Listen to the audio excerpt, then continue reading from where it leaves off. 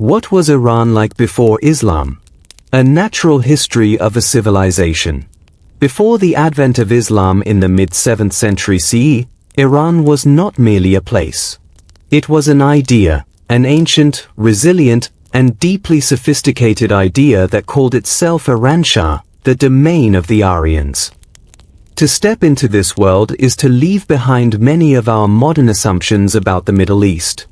This was not a desert of nomads, nor a land waiting for revelation to give it purpose. This was a world of towering fire temples, meticulously planned gardens that promised paradise on earth, of absolute monarchs who ruled by a divine light called Kvarana, and of a state church, Zoroastrianism, that was among the first to propose a cosmic struggle between good and evil, between light and darkness. To understand pre-Islamic Iran, you must forget the binary of before and after Islam as a story of rupture. For the Iranians themselves, the arrival of Arab armies was a catastrophe, but their identity, a language, a culture, a way of seeing the universe, was so deeply rooted that it would eventually transform Islam as much as Islam transformed it. So let us go back. Back to the beginning. The deep time, myth and the Avesta. Long before the first stone of Persepolis was laid, the Iranians had a memory.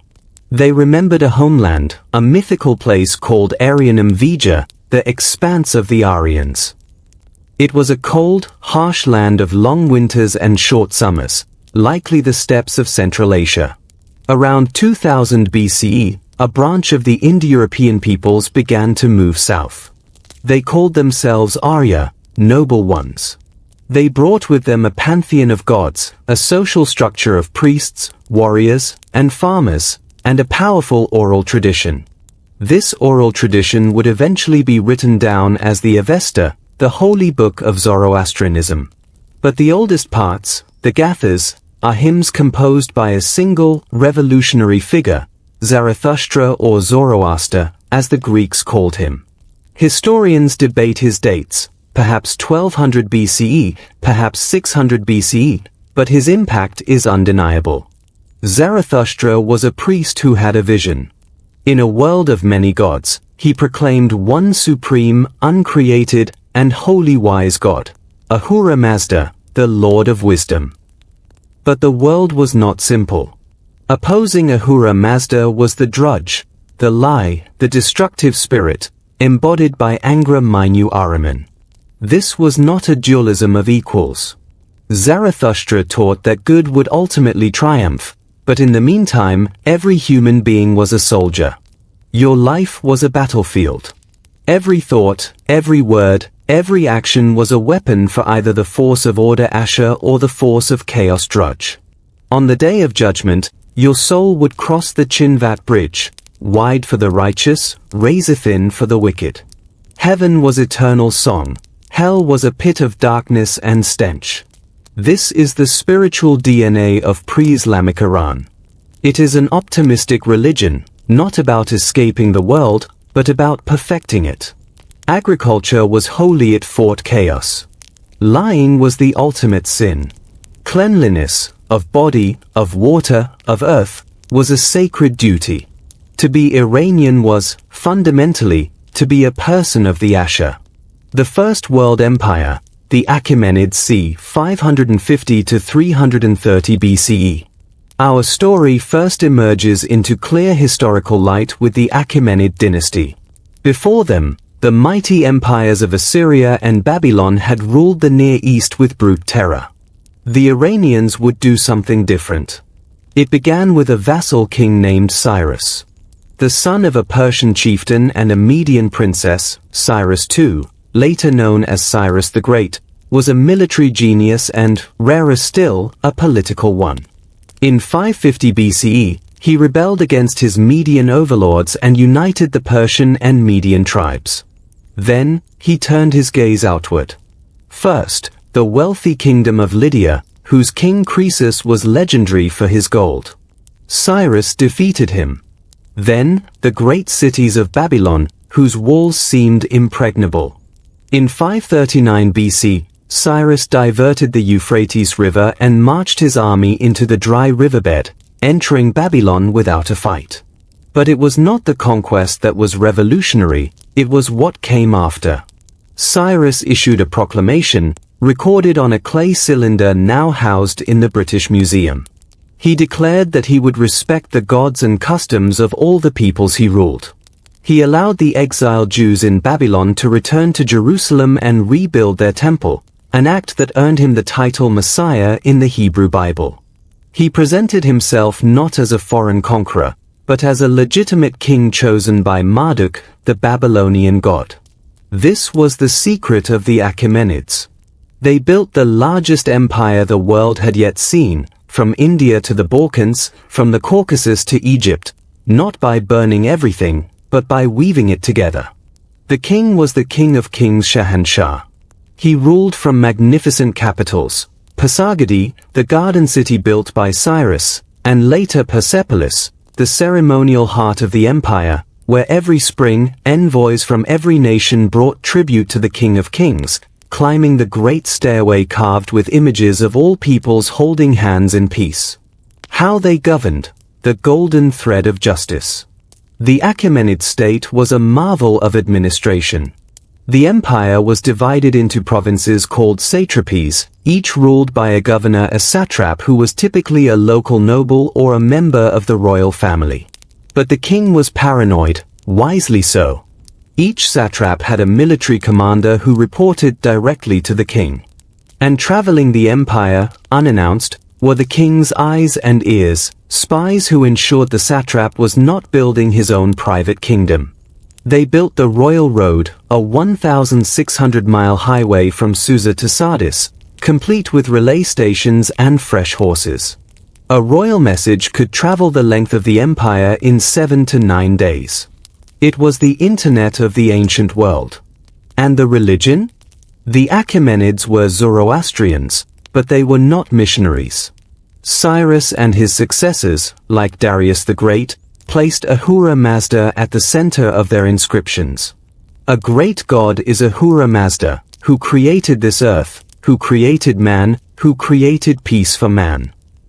But they also sacrificed to local gods and tolerated every cult. The empire was a bazaar of gods. Babylonian Marduk, Elamite Humben, Egyptian Isis, even the Jewish Yahweh. The only demand was loyalty to the king. A world of gardens and debt. Imagine you are an Iranian farmer under Darius I. Your world is defined by two things, water and community. Your village is built around a qanat, an underground channel that brings water from the mountains, preventing evaporation. To maintain a qanat requires collective labor. This is your republic. Your house is made of mud brick, with a central courtyard. You eat flatbread baked in a tandoor oven, lamb, onions, garlic, and legumes. You drink wine but not beer. Beer was a Mesopotamian drink. Iranians were wine people. You wear woolen or linen trousers, a distinctly Iranian innovation. The Greeks thought trousers were barbaric. Women have more freedom than in later periods. They work in the fields, manage estates, and appear in art riding horses alongside men. Royal women hold their own lands and raise their own armies. If you are wealthy, you have a paradisa, a walled enclosure, a hunting park, a garden. The word is the origin of our paradise. These gardens are geometrically perfect, divided by channels of water into 4 quadrants, the Chahabar, representing the 4 elements and the cosmic order. To walk in a Persian garden is to walk in a model of the well-ordered universe, a promise of Asher on earth. The war with Greece, pride before the fall. Every schoolchild knows the story. The Greeks, a ragtag collection of city-states, defeated the mighty Persian Empire at Marathon, Thermopylae, Salamis. But that is a Greek story. Let us tell the Persian story. For the King of Kings, Greece was a peripheral nuisance, troublesome pirates on the far edge of the empire. Darius I crushed a Greek rebellion in Ionia, modern Turkey, and wanted to punish Athens for helping the rebels. The defeat at Marathon 490 BCE was an embarrassment, not a catastrophe. His son, Xerxes, assembled a truly colossal army and navy in 480 BC, the largest military force the world had ever seen. He bridged the Hellespont with boats. He cut a canal through a mountain. He watched from a silver-footed throne as his fleet was destroyed at Salamis. The Greek victory was stunning. But it was not the end of Persia. The empire continued for another 150 years, rich and stable. The Greek wars were a bleeding wound, but not a mortal one. The mortal wound would come from a different Greek, a young conqueror from Macedonia named Alexander. The eclipse and the synthesis, Alexander and the Seleucids 330 to 247 BCE. In 334 BCE, Alexander III of Macedon crossed into Asia Minor with 35,000 men. He called himself the son of Zeus. The Persian Empire was old, and its last Achaemenid king, Darius III, was a capable man but no Cyrus. At the battles of Issus 333 BCE and Gaugamela 331 BC, Alexander shattered the Persian armies. He burned Persepolis to the ground, a deliberate act of cultural annihilation. The King of Kings fled and was murdered by his own satrap. Alexander declared himself the new King of Kings. For the Iranians, this was the great lie, the triumph of chaos. Alexander married a Persian princess, took Persian courtiers into his service, and adopted Persian dress. But he died of fever in Babylon at age 32, and his generals carved up his empire. Iran fell to the Seleucid dynasty, Greek-speaking Macedonians who founded cities with Greek names, built Greek theaters, and worshipped the Olympian gods. For a century, the Iranian heartland was a colonial backwater. But the Iranian soul refused to die. In the remote provinces, the old priestly families preserved the Avestan hymns. The Decans, the landed gentry, kept the memory of the Achaemenids alive. And in the northeastern steppes, a new power was rising. The Parthian interlude, the Archer Kings 247 BC, 224 CE. The Parthians were a strange, brilliant anomaly. They were Iranian-speaking nomads from the steppes, but they fell in love with the culture they conquered. Their founder, Arsaces I, led a rebellion against the Seleucids and established a kingdom that would slowly grow into an empire. The Parthians never forgot their nomadic roots. Their army was composed of heavily armored cataphracts, knights on horses covered in steel and, more famously, horse archers who could shoot backwards while retreating, the Parthian shot that entered Roman nightmares. They defeated the Roman army at Carrhae in 53 BC, killing the triumvir Crassus and pouring molten gold down his throat, a symbolic revenge for Roman greed. But the Parthians were decentralized to a fault. Their empire was a feudal confederation of powerful noble families, the Surin, the Karen, the Miran, who treated the king as first among equals, not as a god. The king was elected by a council of nobles and priests, and he could be deposed. This made the Parthian state resilient. Nobles had a stake in its survival, but also chaotic civil wars were constant. The culture of chivalry. The Parthians are shadowy because they did not write much down. But they gave Iran something crucial, the ideal of the Javanmard, the young warrior of generosity and honor. This chivalric code, Javanmardi, was a synthesis of Zoroastrian ethics and nomadic warrior values. A Javanmard protected the weak, kept his word, shared his last loaf of bread, and never struck a fallen enemy. This ideal would survive Islam and become the basis of Persian futuva chivalric brotherhoods and even the Western romantic notion of chivalry via the Crusaders. Parthian art is dynamic, frontal, rough. They built palaces with iwans, barrel-vaulted halls open on one side, a distinctively Iranian architectural form. They loved hunting scenes, feasting scenes, and the image of the king as a mighty archer. And they tolerated all religions. Zoroastrianism, Christianity, Nestorian Christians flourished under them, Buddhism in the East, Judaism, and 1,000 local cults. By the early 3rd century CE, however, the Parthian feudal system was exhausted. The Roman Empire was pressing from the west, and internal rebellions were constant.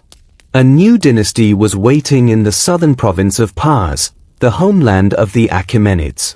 A local priest-king named Ardashir, from the house of Sasan, claimed that the Kvarana, the divine glory of the Achaemenids, had returned to him.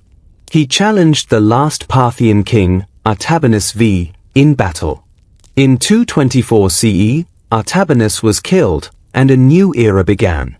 The Golden Age, the Sasanian Empire 224 to 651 CE. This is pre-Islamic Iran at its most powerful, most brilliant, and most self-consciously Iranian. The Sasanians did not just rule an empire, they engineered a civilization. For 4 centuries, they were the only superpower equal to Rome and later Byzantium in the west, and the only force that could stop the Hephthalite Huns and the rising Turkic Khaganates in the east. The God King returns. The Sasanian king was not just a king. He was the Bey, the divine manifestation of a god on earth. Ardashir I declared, the king is the shadow of Ahura Mazda on earth. The coronation ceremony took place in a fire temple, where the king received a diadem of light. The official ideology was a militant, state-sponsored Zoroastrianism. The priestly class, the Mobads, became a pillar of the state. The chief priest, the Mobadon Mobad priest of priests, had the power to crown and even depose kings. The Sasanians canonized the Avesta, compiling it into 21 books, most now lost. They built massive fire temples, domed square structures with a fire altar at the center, where a sacred flame, sometimes kept burning for centuries, represented the presence of Ahura Mazda. But this was not the tolerant Zoroastrianism of the Achaemenids. The Sasanians were crusaders. They persecuted Christians who were seen as Roman spies, crushed Buddhism and Manichaeism, a new religion founded by the Iranian prophet Mani, which the Sasanians saw as a heresy, and expelled the Jews from their capital, Ctesiphon.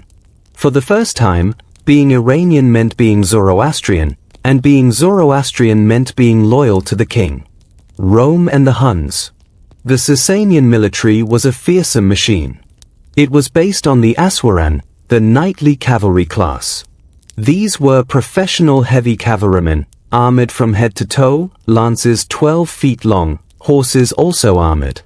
They were supported by war elephants adopted from India, elite infantry archers, and siege engineers. For 400 years, the Sasanians fought a grinding, apocalyptic war with the Roman and Byzantine empires. The cause was usually land, the rich provinces of Mesopotamia, Armenia, and Syria. The battles are legendary. The capture of the Roman Emperor Valerian at Edessa in 260 CE, he was kept as a living footstool for the Persian king until his death. The Great Siege of Constantinople in 626 CE, when the Persians and their Avar allies almost destroyed the Eastern Roman Empire. At the same time, the Sasanians faced the White Huns, the Hephtalites, from the east. These wars were even more brutal. The Hephtalites killed the great Sasanian king Perose I in 484 CE, and for decades, the empire paid tribute to them. It was a Sasanian king, Khosrow I Anushirvan of the Immortal Soul, who finally allied with the Western Turkic Khaganate to crush the Hephtalites around 560 CE. The Golden Emperor, Khosrow I Anushirvan R 531 to 579 CE. If you could meet one pre-Islamic Iranian, meet Khosrow I. He is the ideal, the just king, the philosopher king, the patron of science and literature. His nickname, Anushirvan, means with an immortal soul, because he was so wise it seemed he would never die. AV reformed everything. He reorganized the tax system, replacing arbitrary demands with a fixed land tax based on annual surveys. He created a new army, paid directly from the treasury, to break the power of the feudal nobles. He founded a great academy at Gondishapur, a true university with faculties of medicine, astronomy, philosophy, and theology. Scholars from India, Greece, and Syria gathered there. They translated Plato and Aristotle into Middle Persian. They brought Indian chess to Iran. The word checkmate comes from Persian shah mat, the king is helpless. They also brought the Panchatantra, a collection of Indian animal fables, which was translated into Persian as Kalila wa Dimna and would become one of the most influential books in world literature. Under Khosrow, the Sasanian court became a legend. The king sat behind a curtain, on a golden throne, surrounded by guards in jeweled armor. No one could speak to him directly. Ambassadors would prostrate themselves. Meals were ceremonies of unimaginable luxury. The palace at Ctesiphon, with its great Iwan, a vaulted hall 115 feet high and 85 feet wide, was the largest brick arch in the world. Its ruins still stand near Baghdad, a testament to Sasanian ambition. 4 estates and the soul of the night. Sasanian society was divided into 4 rigid classes: priests as Ronin, warriors Arteshtaran, scribes and bureaucrats Dabaran, and commoners artisans, farmers, merchants. Mobility was minimal, but the ideal was harmony, each class performing its duty for the whole. The warrior class, the Aswaran, lived by a strict code. They owned villages, trained from childhood in riding, archery, and polo, an Iranian invention. They were expected to be generous, brave, and loyal. Their wives managed the estates and could inherit property. Sasanian women of the nobility were often powerful. The king's mother and the king's daughter were major political players, and at least 3 Sasanian queens ruled in their own right, most famously Boran, who reigned in the 630s CE. Commoners lived in villages or in cities. The cities of the Sasanian period were walled, with bazaars, bathhouses, and fire temples. The economy was based on silver. Sasanian silver coins drams have been found as far away as China and Scandinavia. They traded silk, textiles. Persian carpets were already legendary, wine, and above all, horses. Art and the cosmic majesty. Sasanian art is about power and divinity. The rock reliefs are astonishing, huge panels carved into cliffs, showing the king receiving the diadem of light from Ahura Mazda, or trampling a Roman enemy under his horse's hooves. The king's crown is always unique. Each king had his own crown, often so heavy it had to be suspended from the ceiling by chains. Sasanian silver plates show the king hunting lions or rams. The hunt is a metaphor for the king's cosmic struggle against chaos. The king is always shown as larger than life, serene, eternal. This art would influence everything from Byzantine mosaics to early Islamic palaces to the heraldry of medieval Europe. The Twilight. Khosrow II and the Fall. The last great Sasanian king was Khosrow II Parviz the Victorious, who reigned from 590 to 628 CE. He was a brilliant, arrogant, romantic man. He married a Christian princess, Shuri, and built her a palace so beautiful that its ruins, Taki Boston, still show the king and queen in a boat, hunting, feasting, with angels hovering above them. Khosrow II launched a final, apocalyptic war with Byzantium. For a decade, he conquered everything: Syria, Palestine, capturing Jerusalem and the True Cross, Egypt, and Anatolia. He was at the gates of Constantinople. The Byzantine Emperor Heraclius was reduced to negotiating. But Khosrow overreached. He refused peace. Heraclius, desperate, launched a counterattack deep into Iran. In 627 CE, the Byzantines defeated a Sasanian army at the ruins of Nineveh and marched on Ctesiphon. Khosrow's own nobles turned on him. They overthrew him, imprisoned him in a tower of darkness, and executed him. His son, Kavad II, made peace with Byzantium, returning the True Cross. But the empire was broken. A decade of civil wars followed. Kings reigned for months, then were murdered. Queens ruled and were overthrown. And then, in the 630s, a new force appeared from the deserts of Arabia. The Arabs, united by the Prophet Muhammad, saw the two great empires, Byzantine and Sasanian, bleeding to death. In 636, at the Battle of Al-Qadisiyah, a Sasanian army, still using war elephants, was crushed by Arab Muslim forces. The capital, Ctesiphon, fell. The last Sasanian king, Yazdegerd III, fled east, begging for help from the Turks and the Chinese.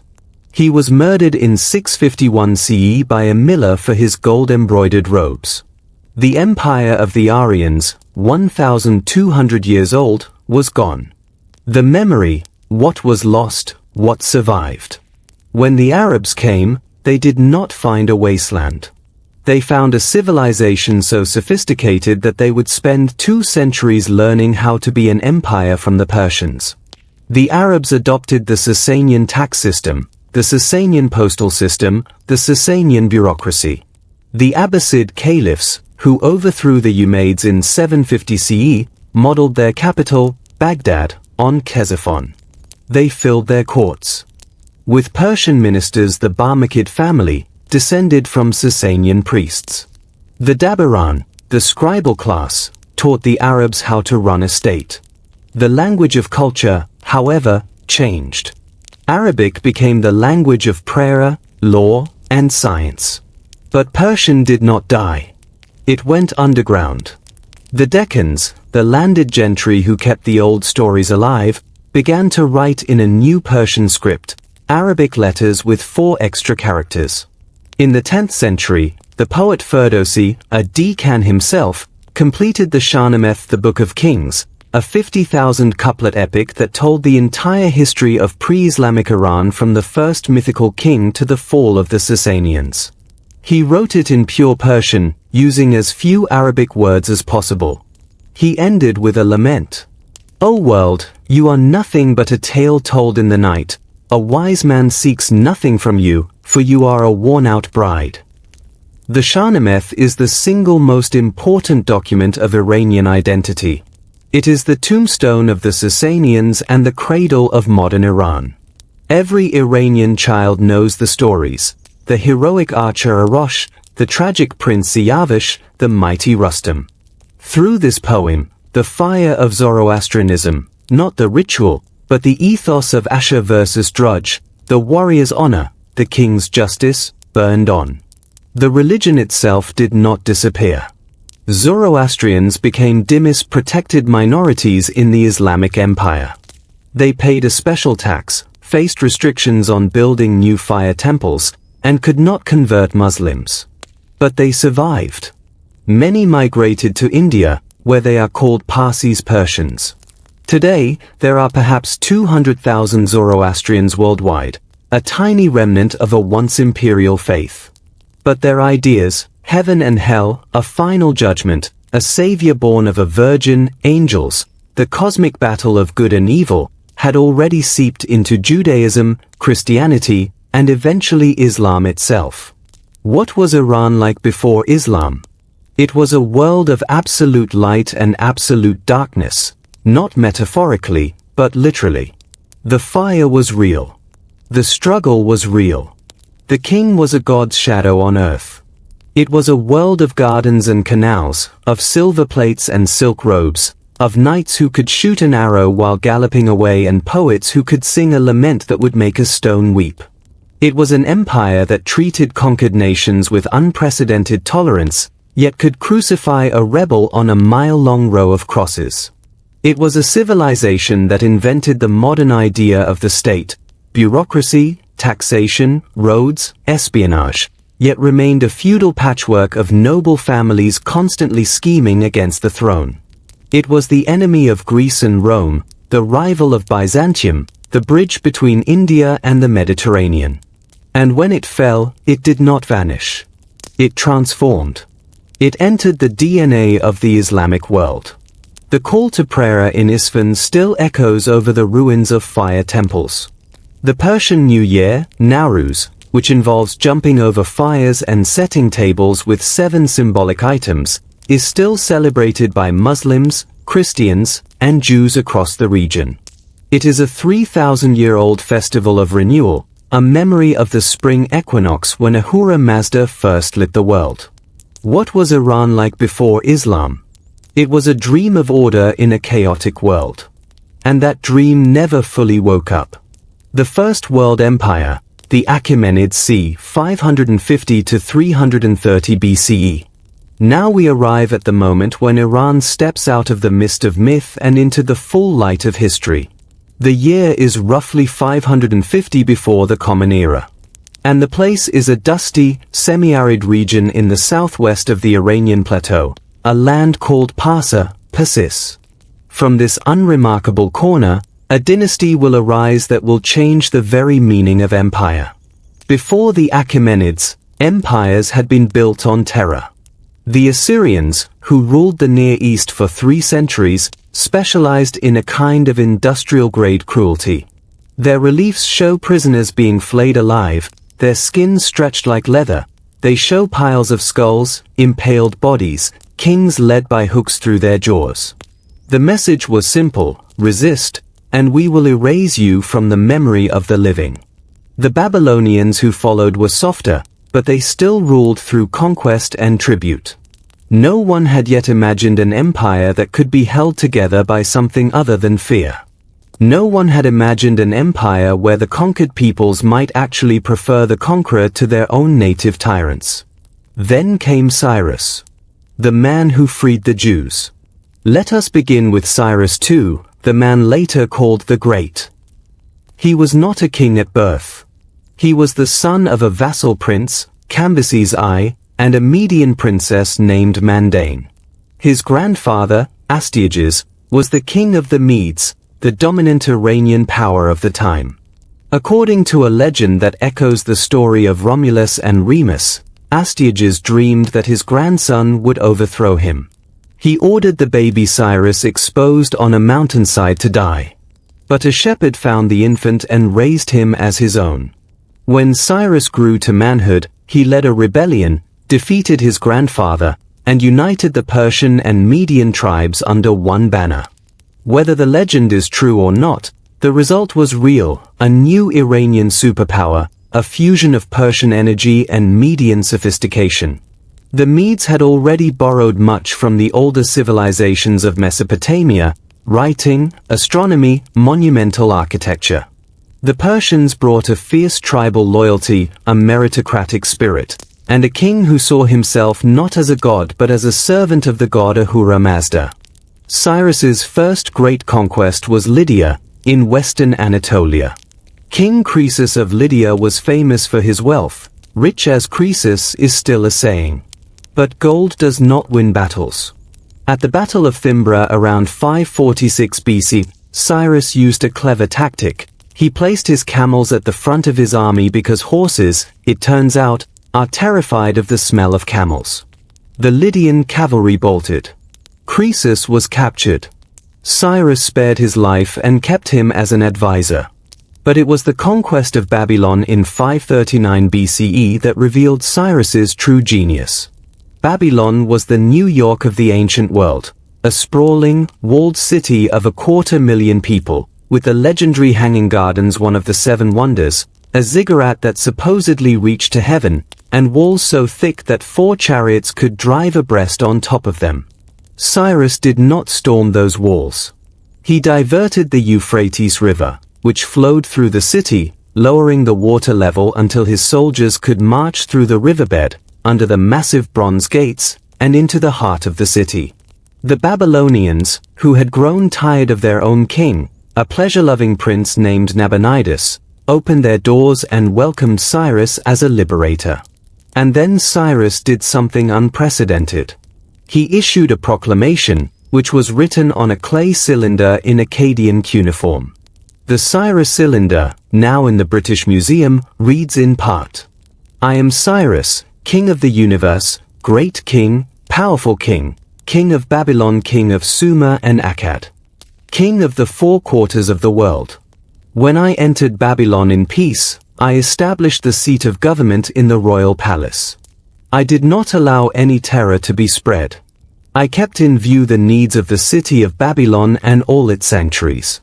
I brought relief to their dilapidated dwellings and put an end to their misfortunes." Then comes the part that still echoes through history. Cyrus announced that he would allow all the peoples who had been deported by the Babylonians to return to their homelands and rebuild their temples. This included the Jews, who had been exiled in Babylon for nearly 50 years. The Hebrew Bible records the event with astonishment. The Lord stirred up the spirit of Cyrus, king of Persia, so that he made a proclamation throughout all his kingdom. The Lord, the God of heaven, has given me all the kingdoms of the earth, and he has charged me to build him a house at Jerusalem. For this, Isaiah calls Cyrus the Anointed One, the Messiah. A pagan king, a Zoroastrian, is given the highest title in Jewish scripture. This is not irony, it is evidence of a moral revolution.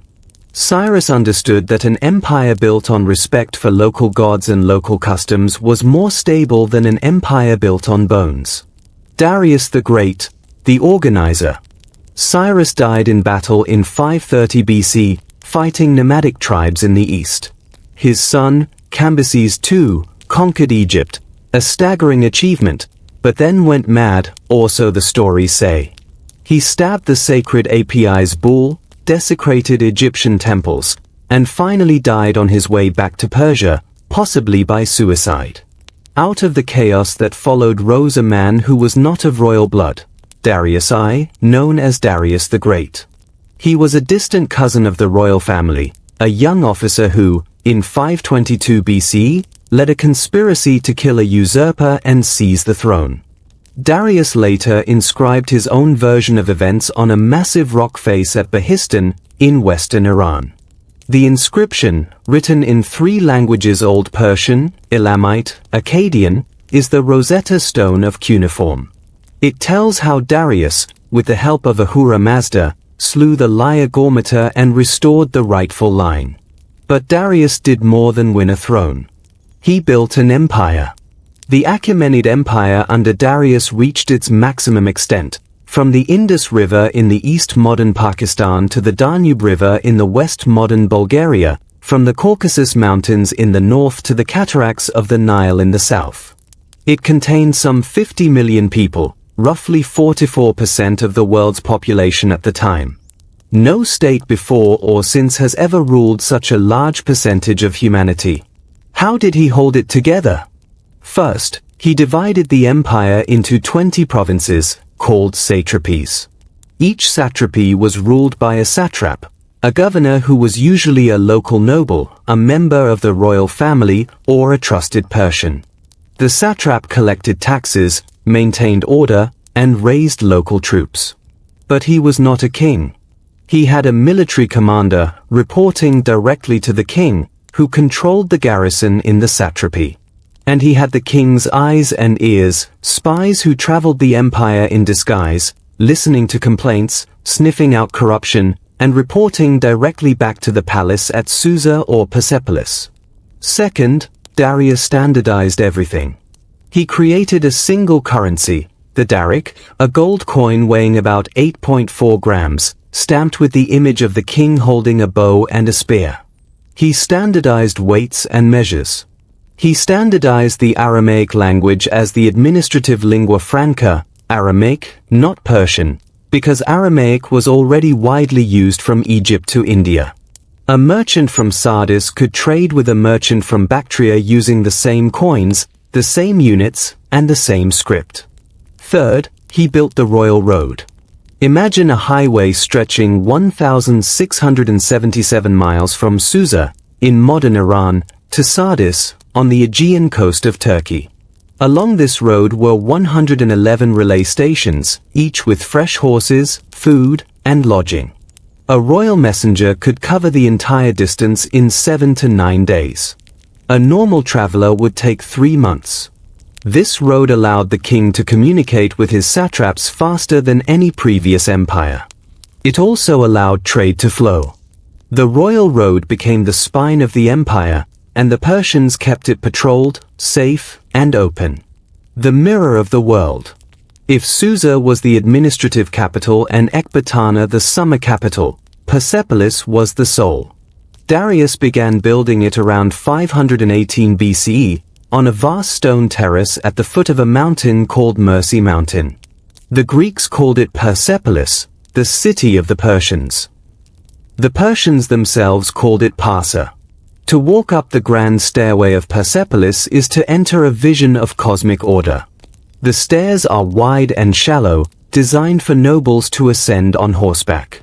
On the walls are reliefs carved in stone, row after row, nation after nation, Medes in round caps and tunics, Elamites in flowing robes, Babylonians with bracelets, Egyptians in kilts, Indians bringing gold dust, Scythians wearing pointed hats and carrying axes, Ionians in Greek chiton. Each delegation is led by a Persian or Median usher, and they walk hand in hand, not as conquered slaves, but as participants in a festival. The message is not "we have crushed you." The message is you are part of something larger. At the top of the stairs stands the Apadana, the great audience hall of Darius and his son Xerxes. It is a hypostyle hall, 72 columns, each 65 feet tall, with capitals shaped like bulls and lions and griffins. The ceiling was made of cedar from Lebanon, ebony from Egypt, gold from Bactria. The walls were covered with glazed bricks in blue, turquoise, and gold. And at the far end, on a raised dais, the King of Kings sat on a golden throne, holding a lotus flower in one hand and a scepter in the other. Every year, at the spring equinox Nowruz, the Persian New Year, still celebrated today, envoys from every satrapy would come to Persepolis to bring tribute. The reliefs show exactly what they brought: camels, horses, bolts of cloth, jars of wine, ivory tusks, gold vessels, lapis lazuli, carnelian, silver, spices, perfumes, exotic animals. A giraffe appears in one scene. The king sat and watched as the wealth of the world was laid at his feet. Then there were feasts, games, and religious ceremonies. For a few weeks, the capital of the world was truly the capital of the world. The Persian army, the immortals and the knights. But this empire was not built on diplomacy alone. Behind the gardens and the gold lay a military machine that was the most sophisticated of its age. The core of the Achaemenid army was the Persian and Median heavy infantry. They wore quilted linen corselets, carried wicker shields covered in leather, and fought with short spears and long daggers. But the most famous unit was the 10,000 Immortals, an elite corps of heavy infantry whose numbers were always kept exactly at 10,000. If a man fell ill, died, or was wounded, he was immediately replaced.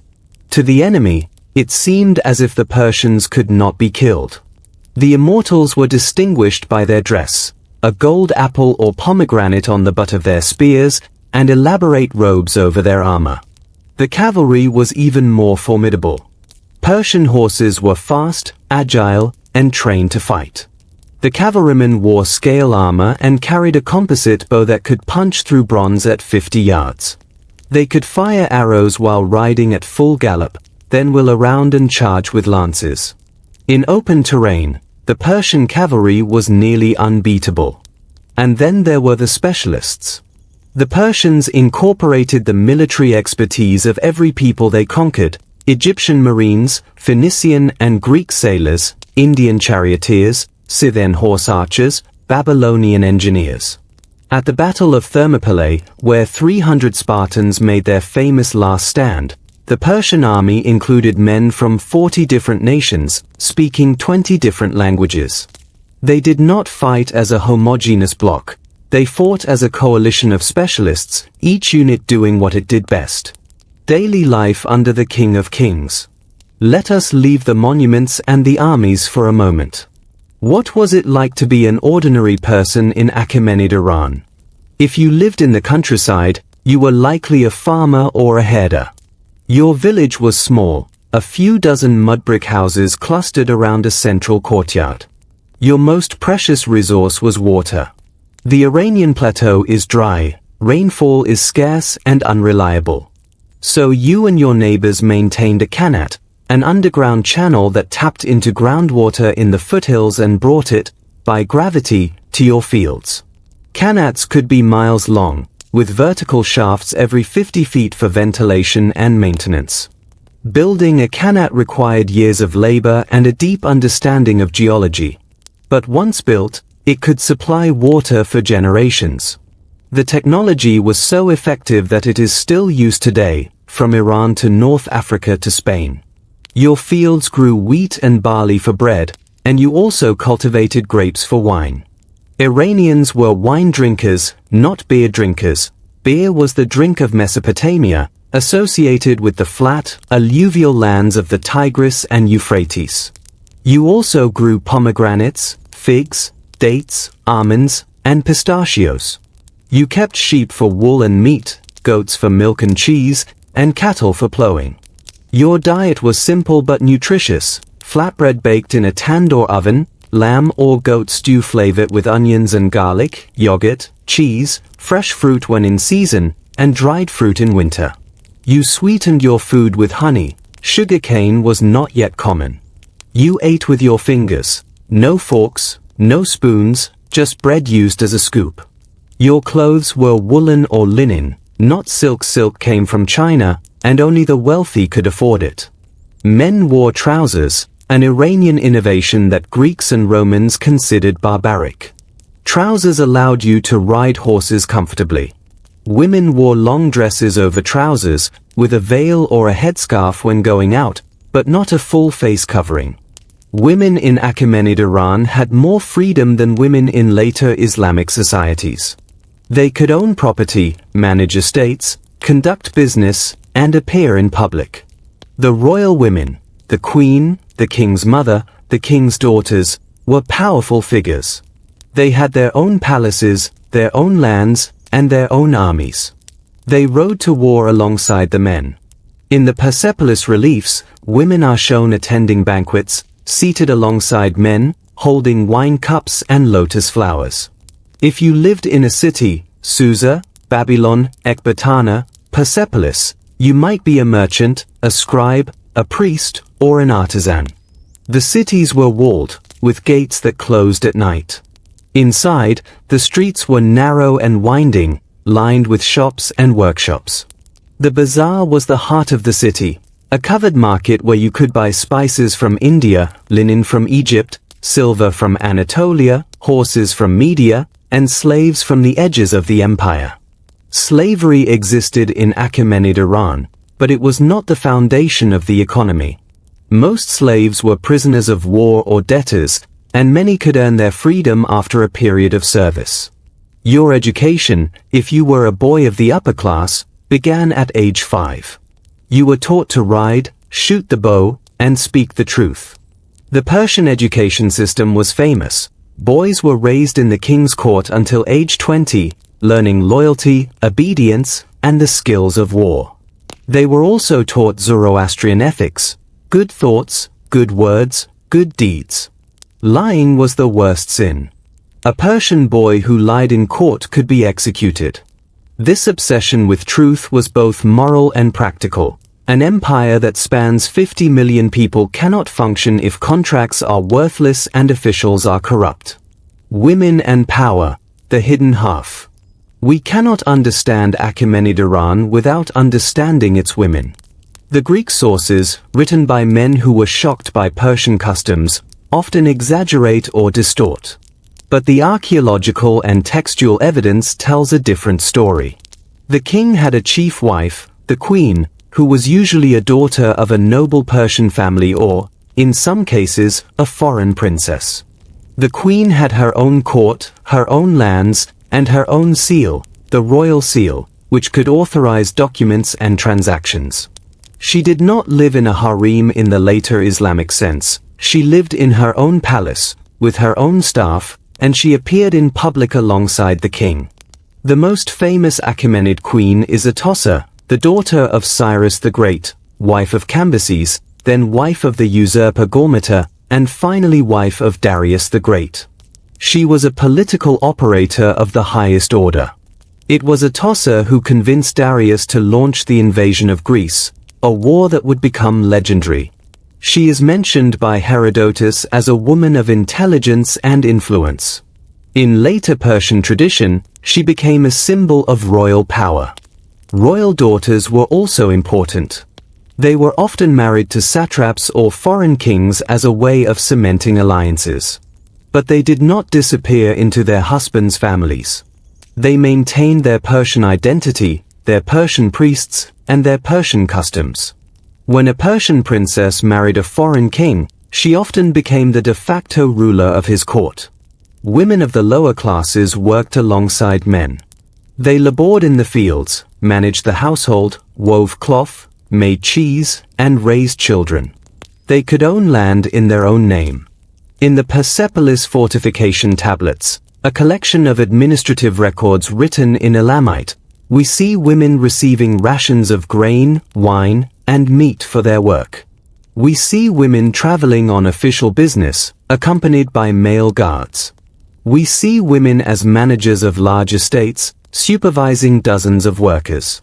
One tablet records a woman named Irdabama, who was apparently a wealthy businesswoman with her own workforce of several hundred laborers. She is mentioned repeatedly in the tablets, always with respect. This is not a society where women are hidden away.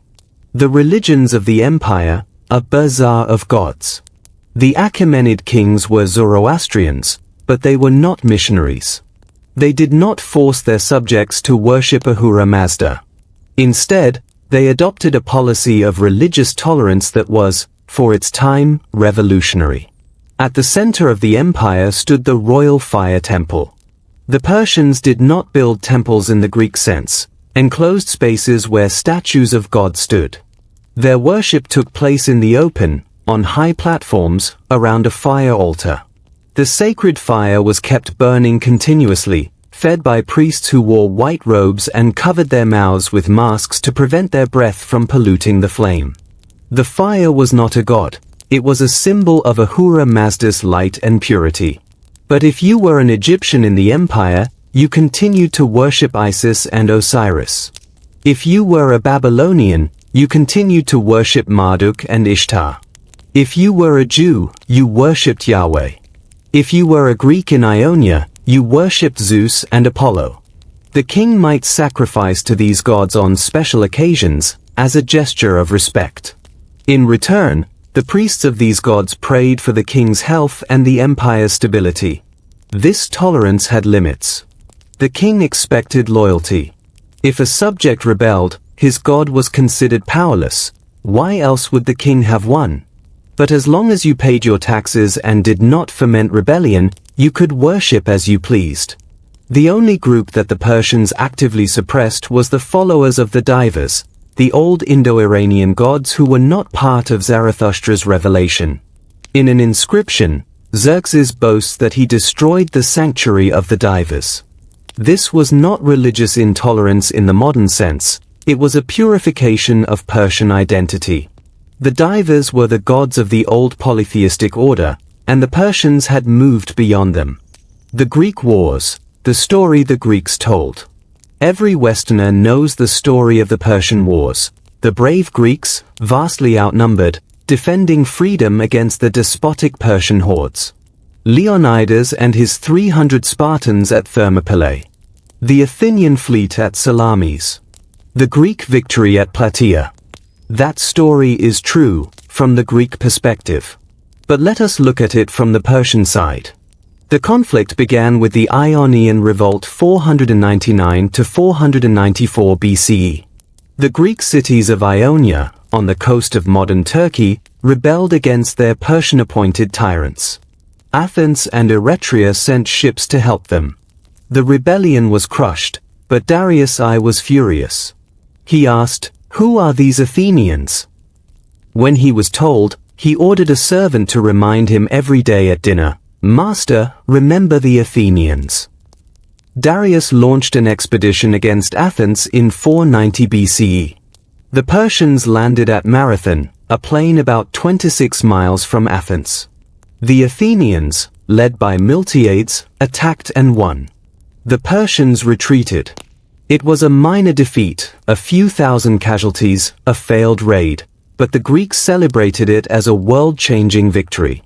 Darius died before he could launch a second invasion. His son, Xerxes, took up the task. Xerxes assembled a truly enormous force. Herodotus, the Greek historian, gives numbers that are certainly exaggerated: 1.7 million infantry, 80,000 cavalry, 1,200 warships. Modern estimates suggest something like 100,000 to 200,000 fighting men, still the largest army the world had yet seen.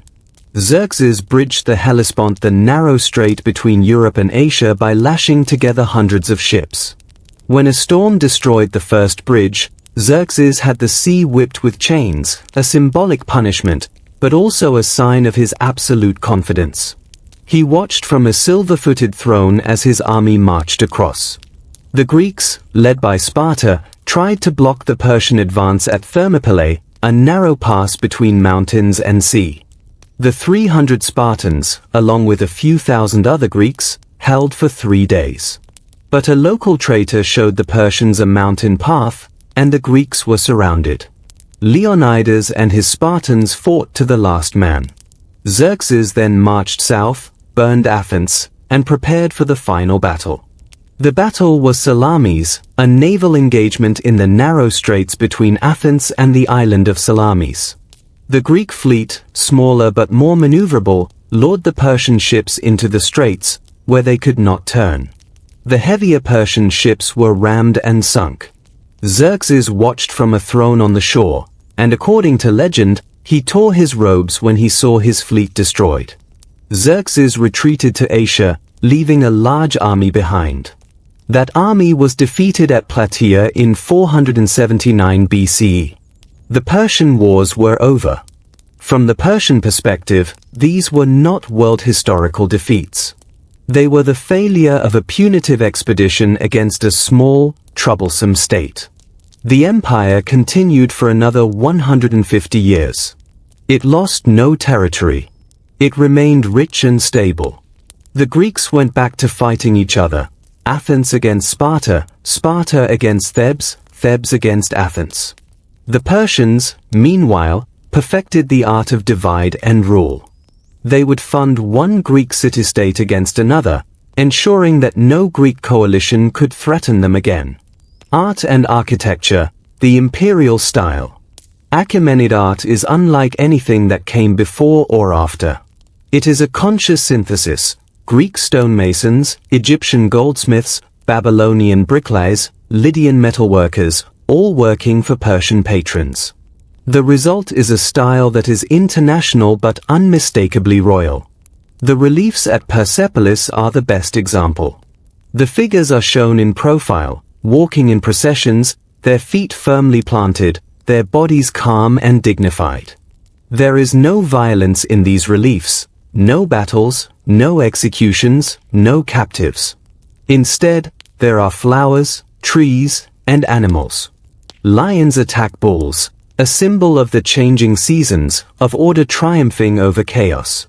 The king is shown seated, receiving visitors, or fighting mythical monsters. The columns of Persepolis are another marvel. They are fluted like Greek columns, but they are made of stone in sections, held together by metal dowels. The capitals are shaped like two kneeling bulls, their backs supporting the wooden beams of the roof. The bulls are not threatening, they are strong and calm, like the empire itself. Metalwork was another Achaemenid specialty.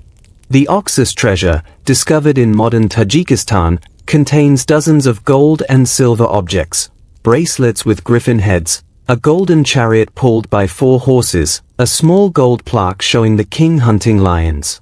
These objects were made for the court, not for export. They show a level of craftsmanship that would not be equaled for centuries. The decline. Why did the empire fall? The Achaemenid Empire did not fall because it was weak. It fell because it was old, and because a young man of genius attacked it at its weakest moment.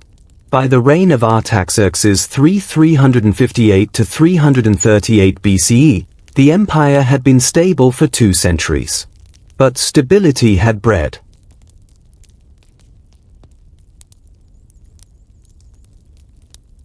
complacency.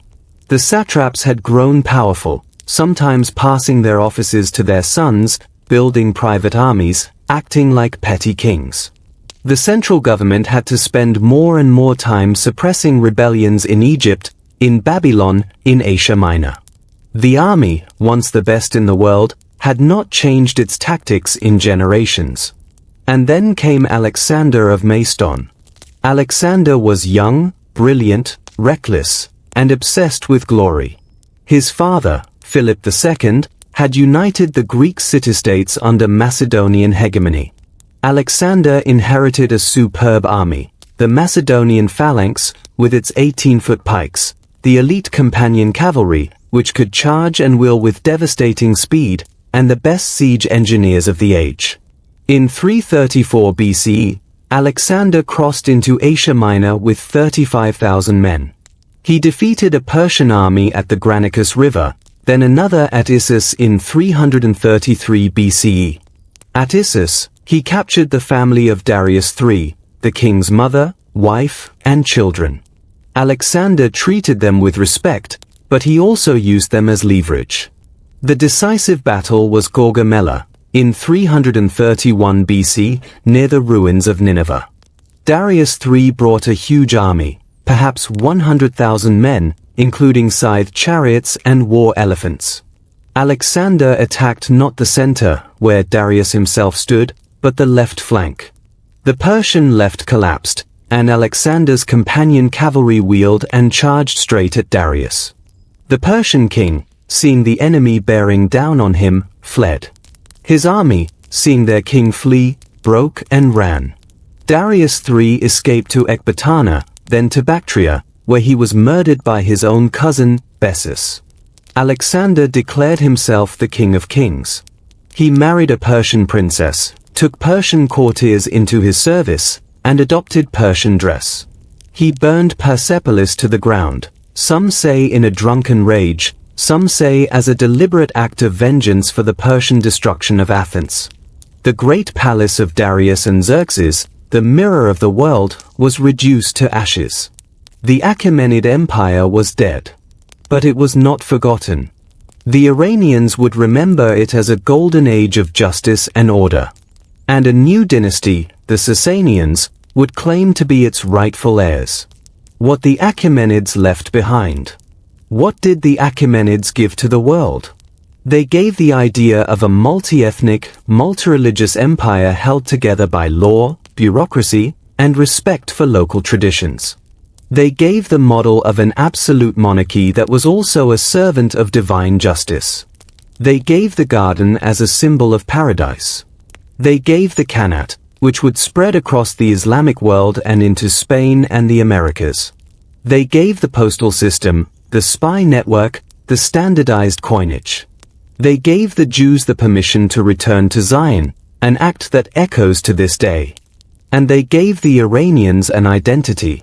For the first time, the people of the plateau thought of themselves as Iranians, united by language, by religion, by loyalty to the King of Kings. That identity would survive Alexander's conquest, survive the Greek interlude, survive the Parthian feudal chaos, and burst forth again in the Sasanian Renaissance. The Achaemenids fell. But they fell slowly, with dignity, like a great cedar that has stood for centuries. And when it fell, it scattered seeds that would grow into the next great Persian Empire. The long twilight, from Alexander's ashes to the dawn of Islam.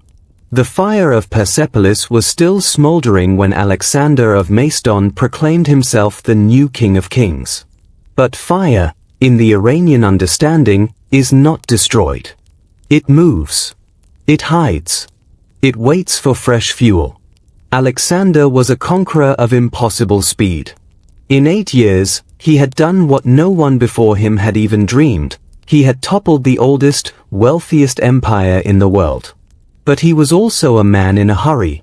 He adopted Persian dress, the purple tunic, the jeweled diadem, the proskynesis, the act of bowing before the king as before a god. His Macedonian generals hated it. They saw it as barbaric, a betrayal of their rough Greek ways. Alexander saw it as necessary. You cannot rule Asia by acting like a Macedonian village chieftain. He married Roxana, a Sogdian princess from the eastern edge of the empire. He forced 80 of his senior officers to marry Persian noblewomen in a mass wedding at Susa. He trained thousands of Persian youths in the Macedonian phalanx. He planned to make Babylon his capital and to launch a circumnavigation of Arabia.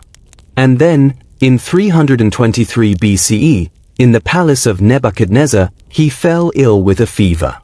He drank wine, he grew worse, and within 12 days, he was dead. He was 32 years old. His generals gathered around his deathbed. According to legend, they asked him, "To whom do you leave your empire?" Alexander replied, "To the strongest." Then he removed his signet ring and gave it to his bodyguard, Perdiccas. The empire did not go to his unborn son, it went to the wolves. The Seleucid experiment, when Greeks became kings. For the next 40 years, Alexander's successors fought a brutal, unending war over the carcass of his empire. One by one, the claimants fell, Perdiccas assassinated, Antipater dead of old age, Eumenes betrayed. In the end, three great dynasties emerged, the Ptolemies in Egypt, the Antigonids in Macedon and Greece, and the Seleucids in Asia.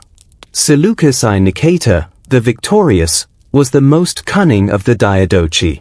He had been one of Alexander's infantry commanders, a man of no particular distinction until he showed a genius for holding territory. He took Babylon in 312 BCE and slowly pushed east, reclaiming the Iranian plateau, then Media, then Persia itself.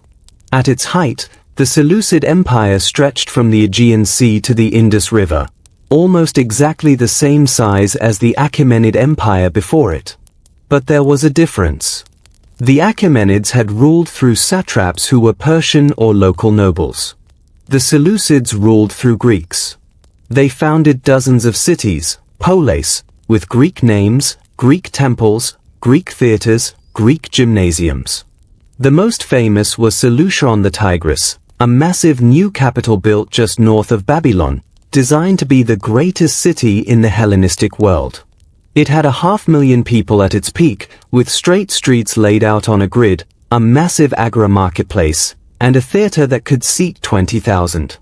Greek became the language of administration, of law, of high culture. Persian nobles who wanted to rise in the new order had to learn Greek, adopt Greek manners, and send their sons to Greek schools.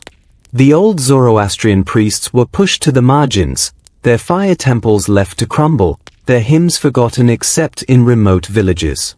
But the Seleucids made a fatal mistake. They never fully integrated the Iranian heartland. They treated it as a colonial backwater, a source of grain and taxes and soldiers.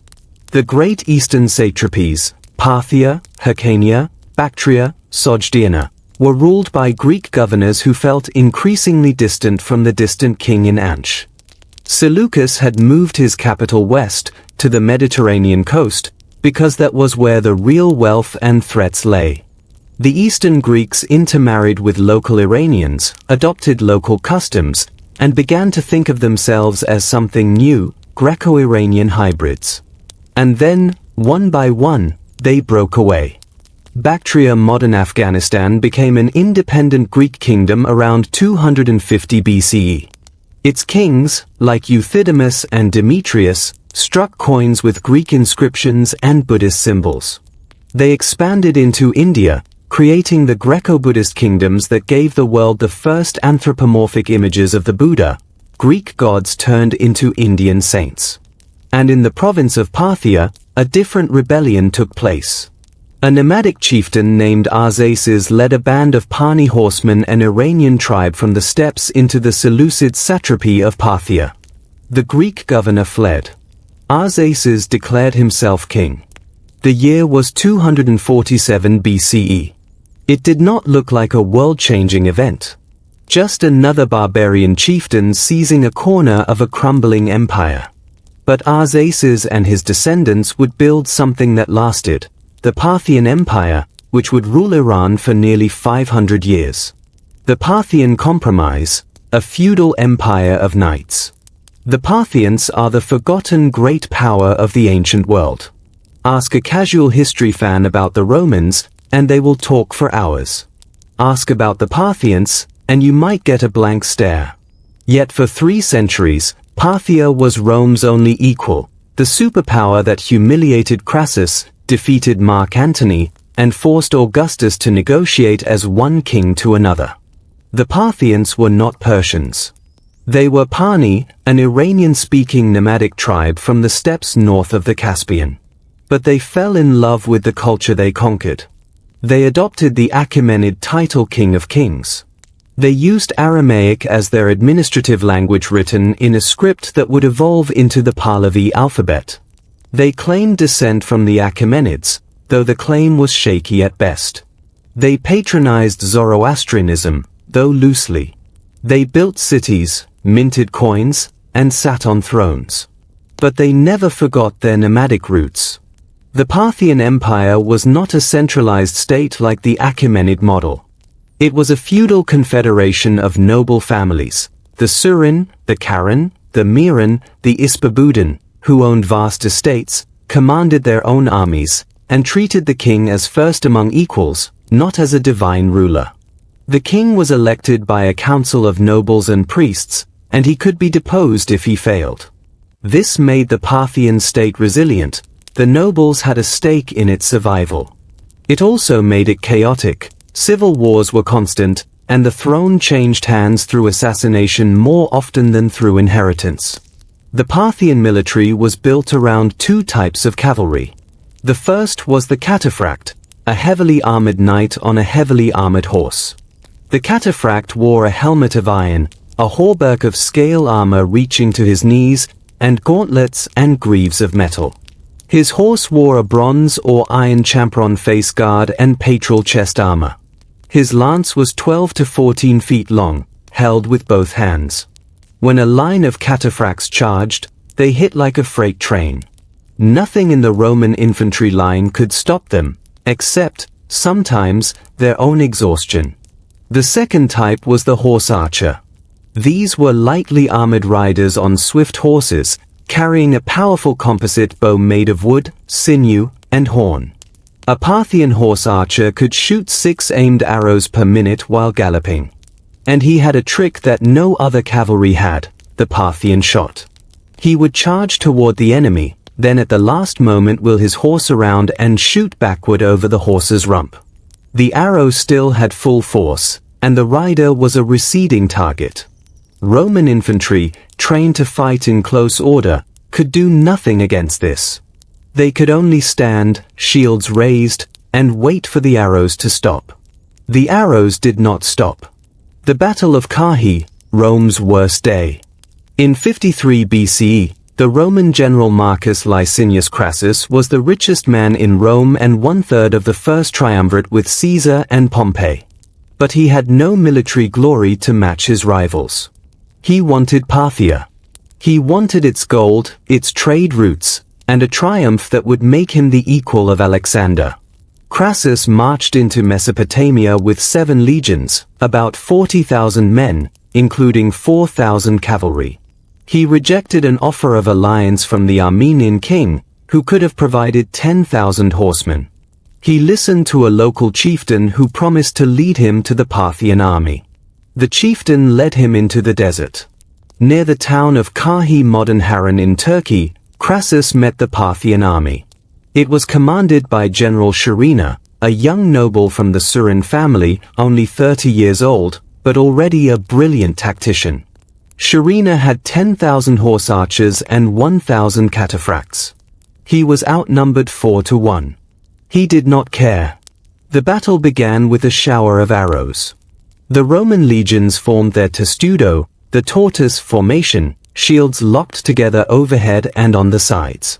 The arrows bounced off. But the horse archers simply rode around the flanks and shot into the rear, where the shields were thinner. The testudo could not move quickly. And the Parthians had brought a train of 1,000 camels loaded with arrows. They shot for hours. They shot until the Romans were standing ankle-deep in their own arrows. Crassus ordered his son, Publius, to lead a charge of Gallic cavalry to break the archers. The Parthian horse archers feigned retreat, drawing the Gauls into a trap. Then the cataphracts charged. The Gauls were cut to pieces. Publius was killed, his head mounted on a spear and displayed to his father. Crassus lost his nerve. He tried to negotiate a retreat. The Parthians offered a truce if he would meet Sharina face to face. Crassus went. A scuffle broke out. Crassus was killed. The Parthians poured molten gold down his throat, a symbolic punishment for Roman greed. They captured the Roman eagles, the sacred standards of the legions. Only 10,000 Romans escaped. The rest were killed or enslaved. For Rome, Carrhae was an unhealable wound. For Parthia, it was proof that they were the equal of any power on earth. But the Parthians did not follow up their victory. They did not have the administrative machinery to conquer and hold Roman territory. They raided, took their trophies, and went home. This was the Parthian way: defend the homeland, humiliate the invader, but do not try to rule beyond the rivers. Life under the Parthians, a world of lords and villages. What was it like to be an ordinary person in Parthian Iran? The sources are thin. The Parthians left few written records, and the Greeks and Romans who wrote about them were often hostile. But archaeology and later Persian tradition fill in some of the picture. The Parthian Empire was profoundly rural and feudal. Most people lived in villages of mud brick houses, clustered around the estate of a local noble. The noble, a member of one of the great houses, owned the land, controlled the water, and commanded the armed men. The peasants worked the land in exchange for protection and a share of the harvest.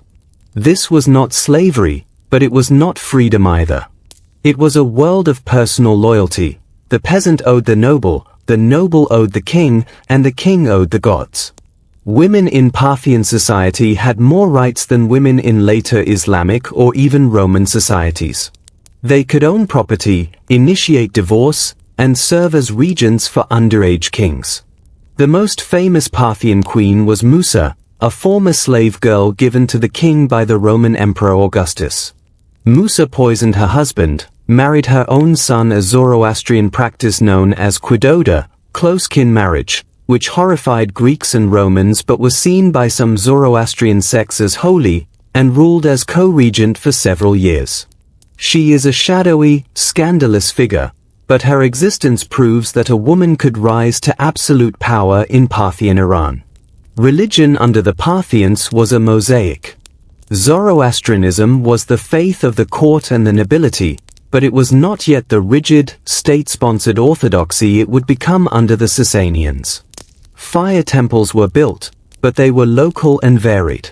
Many Parthians still worshipped the old Iranian gods: Mithra, the god of oaths and contracts; Anahita, the goddess of waters and fertility; Verithragna, the god of victory.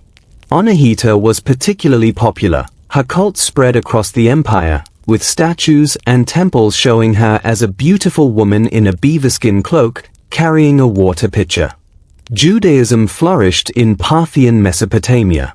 The Jews of Babylon, as they called the region, enjoyed autonomy under their own exilarchs, descendants of the House of David who governed the Jewish community with the Parthian king's approval.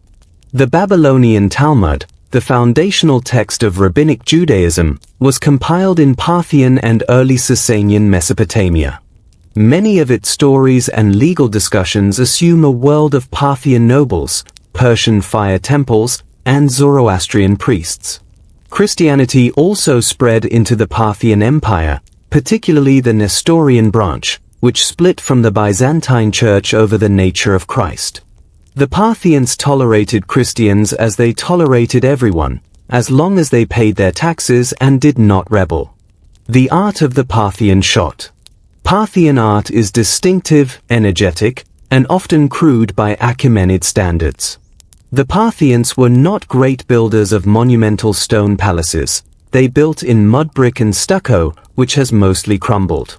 But they left behind thousands of coins, hundreds of bronze and silver vessels, and a few remarkable buildings. The most famous Parthian architectural innovation is the Iwan, a large, vaulted hall open on one side, with a massive arch. The Iwan would become a signature element of later Persian, Islamic, and Mughal architecture. You see it in mosques, palaces, and caravanserais across the Islamic world. A tall, deep porch facing a courtyard, where the king could sit in the shade and receive visitors. Parthian metalwork is spectacular. Silver plates show hunting scenes, a Parthian noble on horseback, spearing a boar or a lion, his cloak flying behind him, his horse's hooves trampling the prey. The figures are shown frontally, unlike Greek art, which preferred profiles, and they stare directly at the viewer with large, stylized eyes. This frontal, hieratic style would influence Byzantine icons, early Christian art, and even the portrait styles of Central Asia. The fall of the Parthians, a slow rot. By the early 3rd century CE, the Parthian Empire was dying. Not from a single blow, but from 1,000 small cuts. The Romans, under the Severan dynasty, had learned how to fight the Parthians. They used heavy infantry to pin the cataphracts, and their own horse archers recruited from Syria and the Balkans to counter the Parthian shot. Emperor Septimius Severus sacked the Parthian capital of Ctesiphon in 197 CE and carried off tens of thousands of prisoners. More importantly, the Parthian feudal system was breaking down. The great noble houses had become too powerful. They fought each other for the throne, for land, for the favor of the king. The last Parthian king, Artabanus V, spent most of his reign putting down rebellions by his own vassals. He did not notice the danger growing in the south, in the province of Pars, the ancient homeland of the Achaemenids. A local Persian prince named Ardashir, son of Papak, was gathering an army. He claimed descent from the Achaemenids, a claim that may have been fabricated, but it carried immense power. He also claimed that the Kvarana, the divine glory, the royal charisma that had blessed Cyrus and Darius, had abandoned the Parthians and returned to the house of Sasan. Ardashir was the high priest of the temple of Onohita in the city of Istaka, near Persepolis. He was a warrior priest, a man of iron will and ruthless ambition. In 224 CE, Ardashir marched north with a small but loyal army. Artabanus V met him at the plain of Hormozgan. The battle was fierce, the last Parthian cataphracts charging the first Sasanian knights. Artabanus was killed. His head was brought to Ardashir, who ordered it to be used as a footstool. The Parthian Empire was over. The Sasanian Empire, the last great Iranian empire before Islam, had begun. The Sasanian Renaissance, a new Achaemenid dawn. Ardashir I was crowned King of Kings in 226 CE. He chose as his capital a new city, Ardashirquara, the glory of Ardashir, in his home province of Pars. The city was circular, a deliberate echo of the ideal city of Zoroastrian tradition, with 4 gates opening to the 4 directions, a fire temple at the center, and the royal palace built into the city wall. Ardashir's message was clear: the Parthian feudal chaos was over. He would restore the order of the Achaemenids, but he would go further. He would create a centralized, bureaucratic, theocratic state. The king would be not just the ruler of Iran, but the representative of Ahura Mazda on earth. The Zoroastrian priesthood would become a pillar of the state. The old noble houses, the Surin, the Karen, the Miran, would be humbled and brought to heel. His son, Shapur IR 240 to 270 CE, would make the Sasanian Empire a terror to Rome. Shapur was a military genius, a builder, and a patron of religions, up to a point. He defeated 3 Roman emperors in succession, Gordian III killed in battle, Philip the Arab made a humiliating peace, and Valerian captured in 260 CE and kept as a living footstool for the rest of his life. The rock reliefs at Nakshi Rostam show Shapur on horseback, his hand on the wrist of the kneeling Valerian, while the dead Gordian lies beneath his horse's hooves. It is the most triumphant image of Iranian power ever carved. Shapur also founded the great city of Gondishapur in Khuzestan, which would become the intellectual center of the Sasanian world. He settled Greek, Syrian, and Indian scholars there.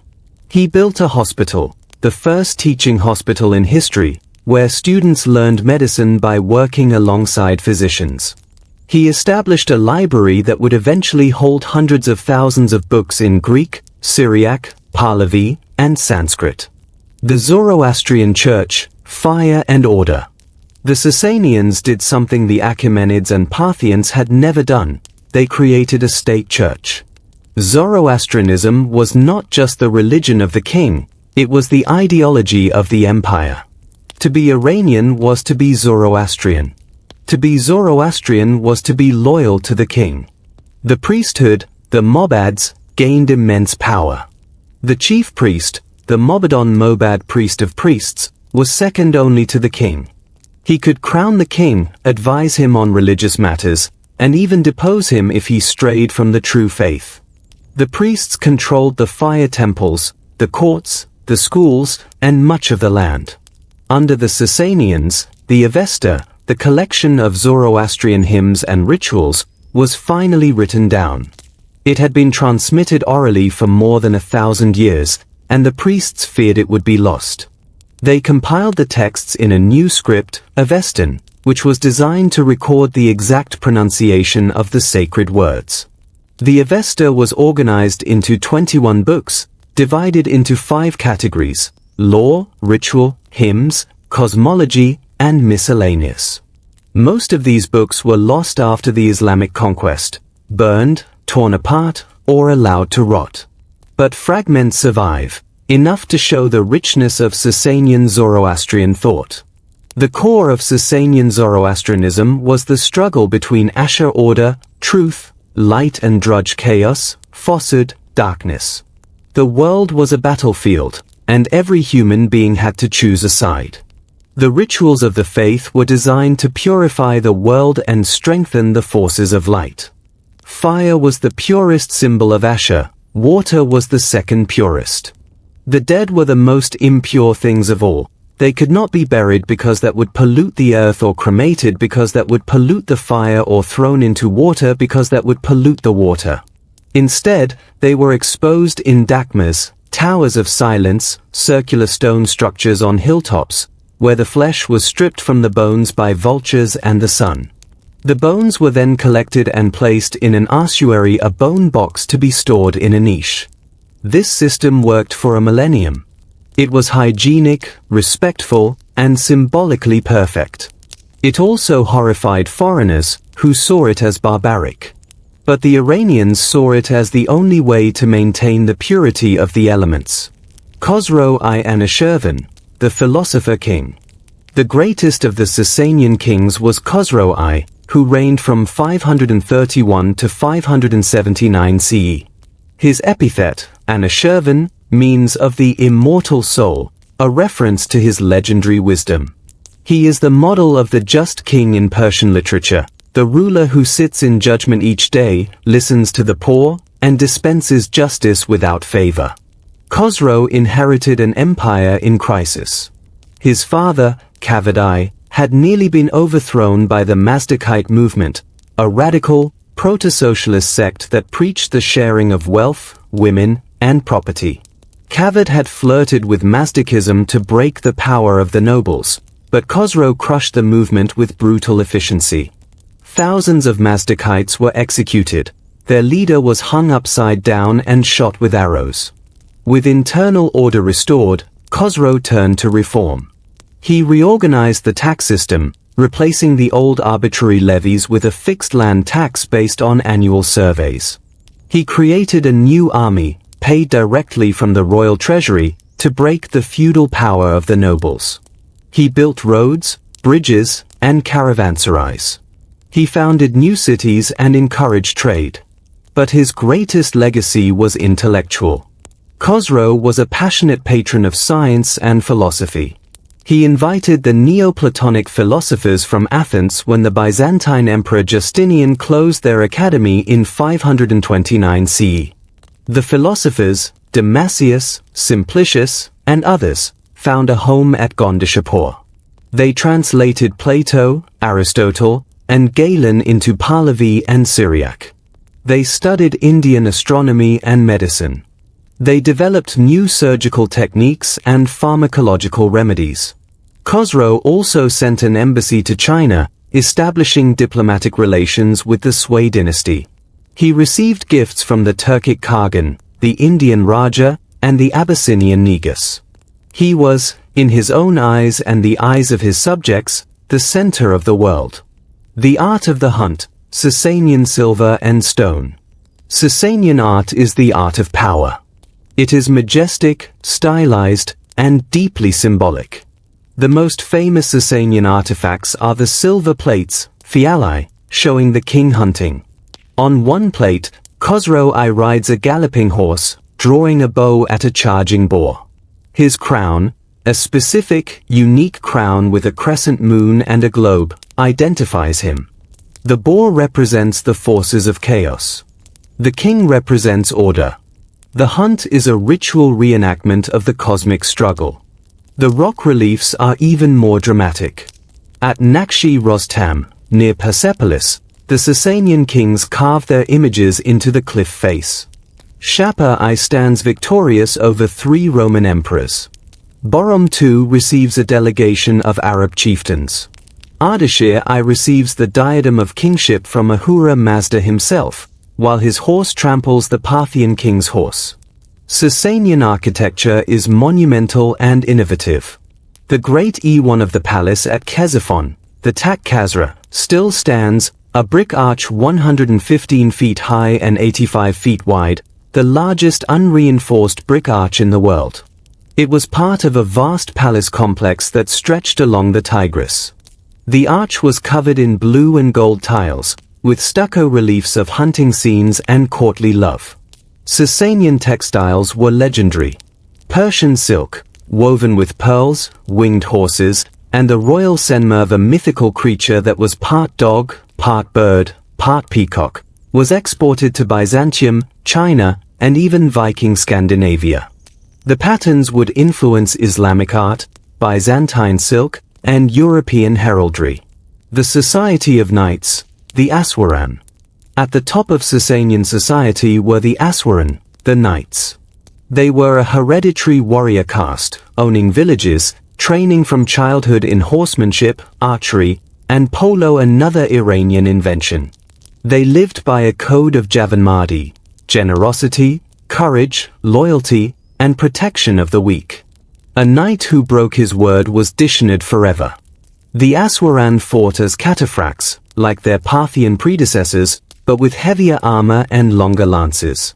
Used a new weapon, the kontus, a 16-foot lance held with 2 hands, capable of punching through Roman shields and armor. They charged in tight formations, often with war elephants in front to break enemy lines. Women of the noble class could also be warriors. The Sasanian romances tell of heroines like Gordia, who led armies and ruled provinces. Archaeology supports this. Women's burials sometimes contain weapons and armor. Below the knights were the priests, then the scribes, then the commoners, farmers, artisans, merchants. Society was rigid, but not completely static. A talented commoner could rise through the bureaucracy, a failed knight could fall into poverty. The Great War with Byzantium, the final act. The 6th and 7th centuries CE were a time of apocalyptic warfare between the Sasanian and Byzantine empires. The two superpowers fought a grinding, exhausting series of wars that drained both their treasuries and their populations. The cause was always the same: control of the rich provinces of Mesopotamia, Armenia, Syria, and Egypt. The stakes were always the same: world domination. The last and greatest of these wars began in 602 CE, when the Byzantine Emperor Maurice was murdered by the usurper Phocas. The Sasanian king, Khosrow II Parviz, used the murder as a pretext for war. Khosrow had been raised in the Byzantine court as a boy. Maurice had helped him regain his throne. Khosrow declared that he would avenge his friend. For 2 decades, the Sasanian armies were unstoppable. They took Dara, Amida, Edessa, Aleppo, Ansh. They took Damascus, Jerusalem, and, most precious of all, the true cross, the relic of Christ's crucifixion. They took Egypt, the breadbasket of Constantinople. By 619 CE, the Sasanian flag flew over Chalcedon, just across the Bosporus from Constantinople itself. The Byzantine Emperor Heraclius considered abandoning the capital and fleeing to Carthage. But Heraclius did not flee. He was a man of extraordinary energy and faith. He reformed the Byzantine army, stripping away the heavy infantry and building a new force of mobile cavalry. He negotiated with the Khazars and the Serbs for allies. And in 622 CE, he launched a counterattack that would become a legend. Heraclius did not march straight into Persia. He took his army by ship to the Caucasus, then invaded Armenia, the Sasanian heartland. He fought a series of brilliant battles, each time avoiding the Sasanian heavy cavalry and striking at supply lines. In 627 CE, at the Battle of Nineveh, Heraclius crushed a Sasanian army and marched on Ctesiphon. Khosrow too had become paranoid and isolated. He had executed his best general, Shahin, and alienated his nobles. Now, with the enemy at the gates, his own son, Kavad too, led a coup. Khosrow was imprisoned in a tower of darkness, the Tower of Forgetfulness, and starved. On the night of February 28, 628 CE, he was killed by an arrow. Kavad too made peace with Byzantium, returning the true cross and all conquered territories. Then he died of plague, 4 months into his reign.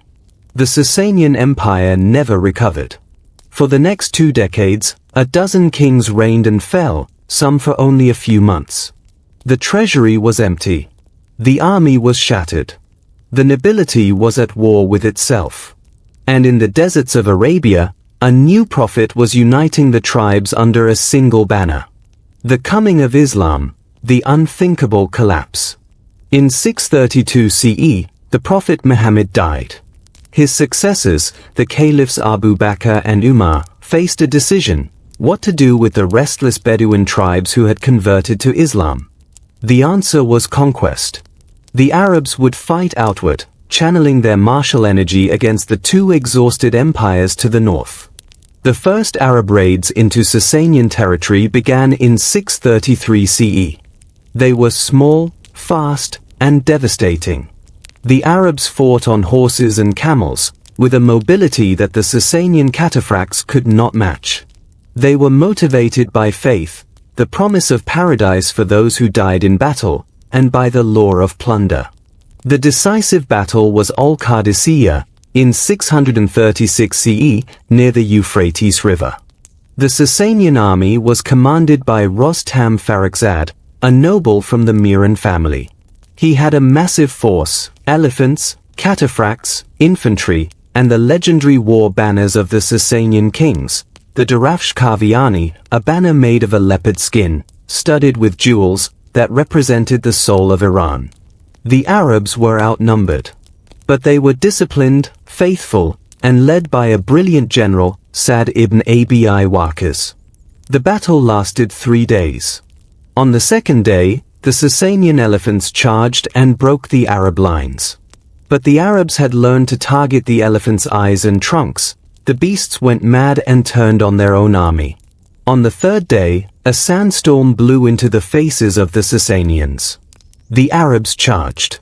Rostam was killed, his body found on the battlefield by a soldier who did not recognize him. The Darafsh Kaviani was captured and sent to Medina, where the Caliph Umar ordered it to be burned. Ctesiphon fell in 637 CE. The Arabs found a city of unimaginable wealth: gold and silver plate, silk carpets, jeweled crowns, the great throne of Khosrow II. Most of it was shipped to Medina, where it was distributed to the Muslim faithful. The great palace of Khosrow, the Takht Khazra, was turned into a mosque, then abandoned, then left to crumble.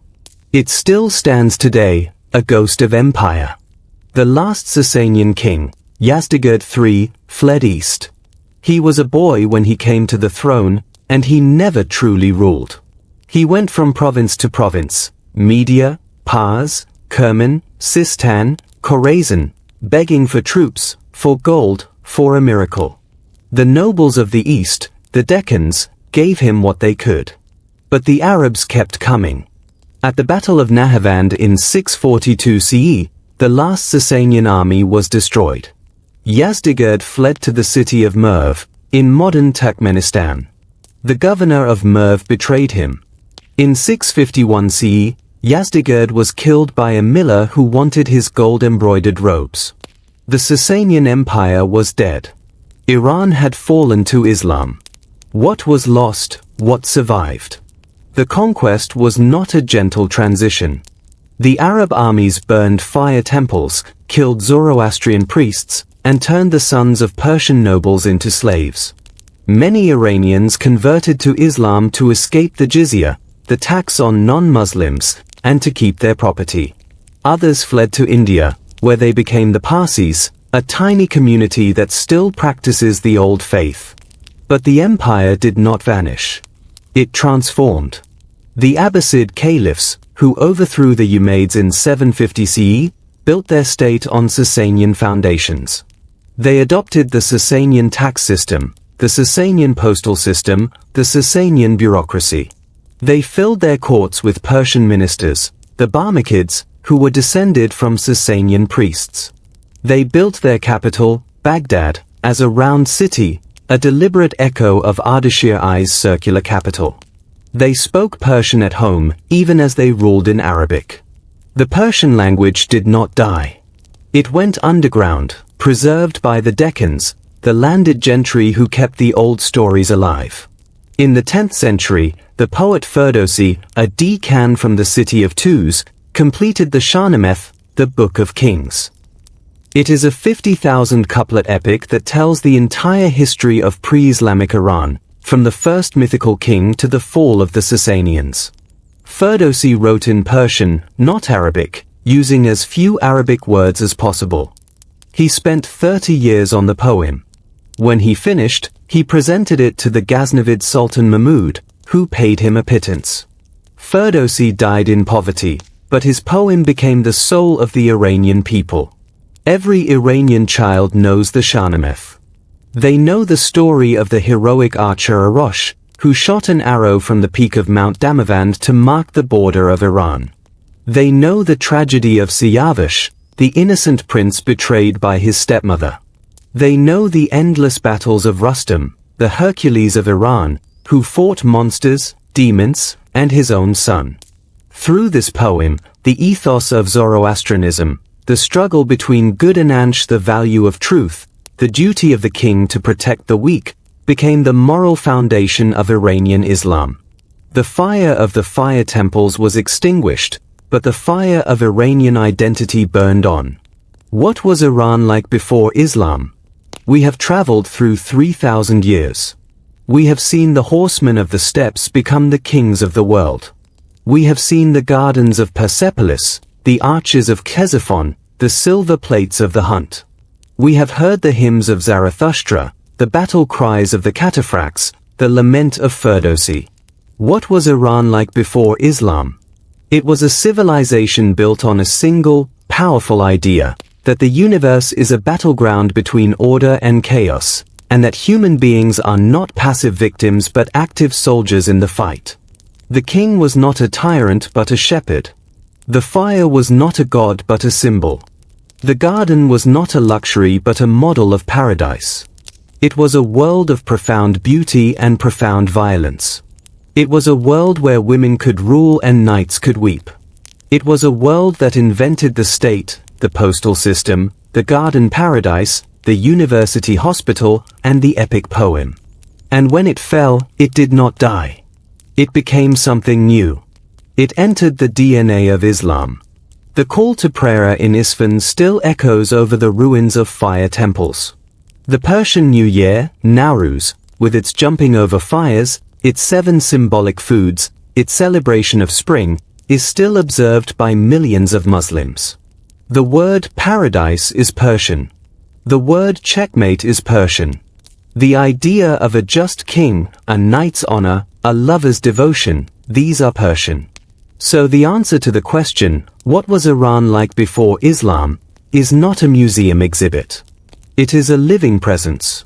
It is the memory of a fire that still burns, hidden, in the heart of every Iranian, whether they know it or not. The empire is gone. The kings are dust.